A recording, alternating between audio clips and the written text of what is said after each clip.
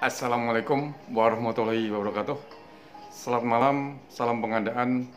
Bertemu lagi dengan saya Muji Santosa. Mari kita bahas mengenai pengadaan jasa konstruksi atau konsultan konstruksi menurut Peraturan Menteri PUPR nomor 14 tahun 2020.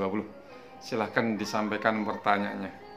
Baik, kali ini kami Pak sebagai Pokja nih ingin tahu lebih jelas gitu. Gini Pak, pada saat kita melakukan tender, ternyata surat izin usaha jasa konstruksi itu atau sertifikat badan usaha dari penyedia itu habis masa berlakunya pada saat proses tender itu.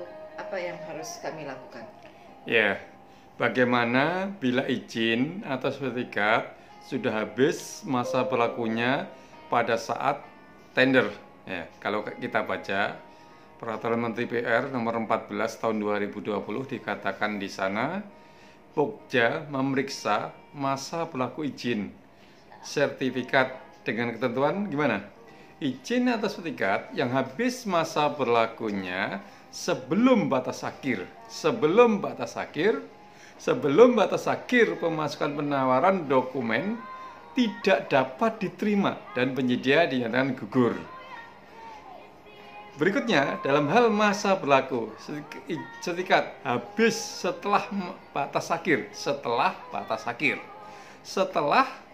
akhir pemasukan dokumen penawaran, maka peserta harus menyampaikan izin sertifikat yang sudah diperpanjang kepada pejabat pembuat komitmen saat rapat persiapan penunjukan penyedia.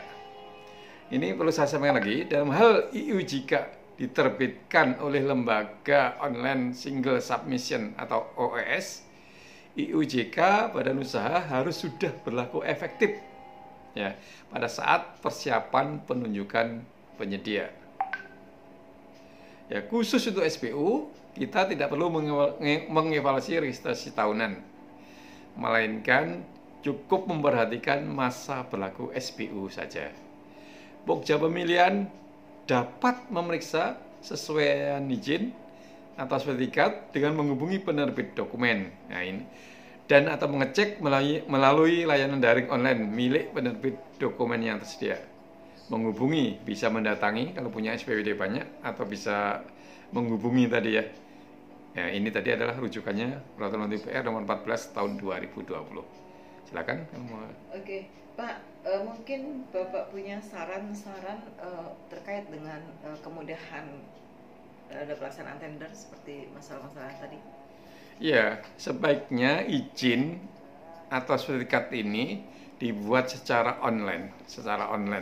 Ya, jadi dihubungkan sama suatu aplikasi. Jadi kalau memang dia habis masa berlakunya sebelum batas akhir, ya sudah, itu nanti tidak akan bisa ya menjadi penawaran. Atau setelah izin setelah batas akhir pemasukan penawaran, secara aplikasi dia juga akan menyampaikan kapan akan ada izinnya kembali. Nah, jadi semuanya ini berbasislah secara aplikasi online dan sebagainya. Kalau ini terjadi, semua poin-poin tadi itu sudah nggak perlu lagi dievaluasi oleh Pokja pemilihan karena semuanya sudah berbasis aplikasi. Kalau kita bisa melakukan seperti itu, ya itulah kita menuju namanya era vendor management system. Kita nggak sibuk mengevaluasi lagi lah. Yang kita lihat adalah semuanya sudah memenuhi kualifikasi dan semuanya penyedia-penyedia tadi telah dinilai kinerjanya.